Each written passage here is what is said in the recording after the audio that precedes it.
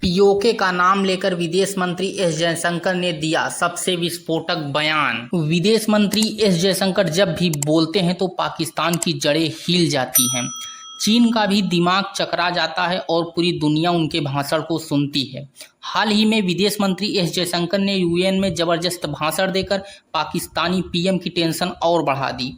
विदेश मंत्री ने साफ कह दिया है कि हमने कल मंच पर इसके कुछ विचित्र दावे सुने हैं, इसलिए मैं एस जयशंकर विदेश मंत्री भारत की स्थिति को पूरी तरह से स्पष्ट कर दूं। पाकिस्तान की सीमा पर कभी आतंकवाद की स्थिति सफल नहीं होगी और उसे दंड से बचने की कोई उम्मीद नहीं करनी चाहिए। के विपरीत इनको एक्शन का रिजल्ट भी जरूर भुगतने होंगे। हमारे बीच अब केवल पाकिस्तान द्वारा अवैध रूप से कब्जाए गए भारतीय क्षेत्र को खाली करना ही एकमात्र मुद्दा है और निश्चित रूप से पाकिस्तान को आतंकवाद से लंबे समय से लगाव को अब त्यागना पड़ेगा। यही नहीं, एस जयशंकर ने और क्या क्या कहा है वो भी सुनिए। Is witnessing an exceptional period of turmoil. As it is, structural inequities and uneven development have imposed burdens on the global south. But stresses have been aggravated by the impact of the COVID-19 pandemic and the repercussions of ongoing conflicts, tensions, and disputes. As a result, socio-economic gains of recent years have been rolled back, resources for sustainable development are severely challenged, and many countries really struggle to make ends meet. Navigating the future appears even more daunting today. At this juncture, it was with a sense of exceptional responsibility that India took up the presidency of the G20. Our vision of one Earth, one family, one future sought to focus on the key concerns of the many, not just the narrow interests of a few. UN में दिया गया विदेश मंत्री S Jaishankar का पूरा भाषण इस वक्त पूरी दुनिया सुन रही है। उनके पूरे बयान के साथ हम आपको भी छोड़कर जा रहे हैं। सुनिए और बताइए आपका इस पर क्या कुछ कहना है। Madam President, Excellencies, distinguished members of the General Assembly, greetings and namaskar from 1.4 billion people of Bharat.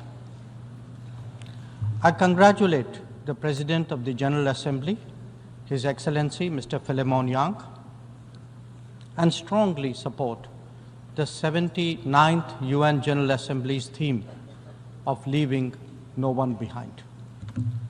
Madam President, we are gathered here at a difficult time. The world is yet to recover from the ravages of the COVID pandemic. A war in Ukraine is well into its third year. The conflict in Gaza is acquiring wider ramifications. Across the global south, development plans have gone off rails and SDG targets are receding. But there is more.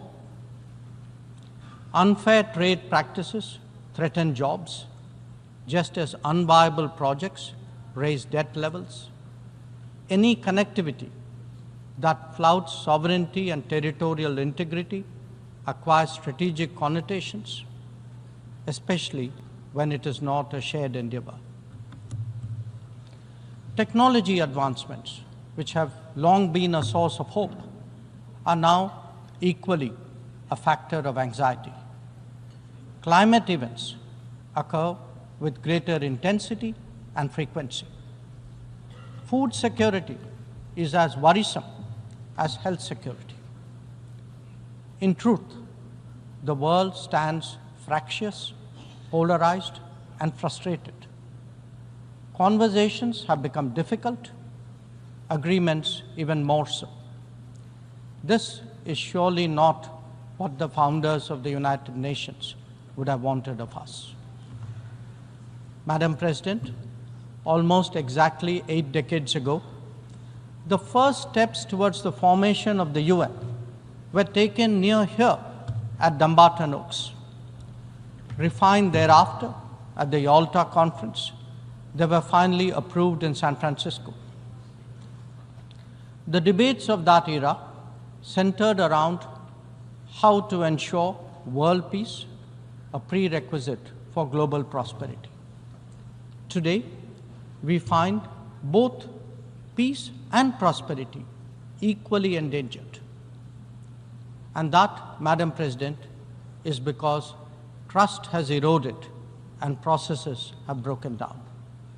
Countries have extracted more from the international system than they have put into it, enfeebling it in the process.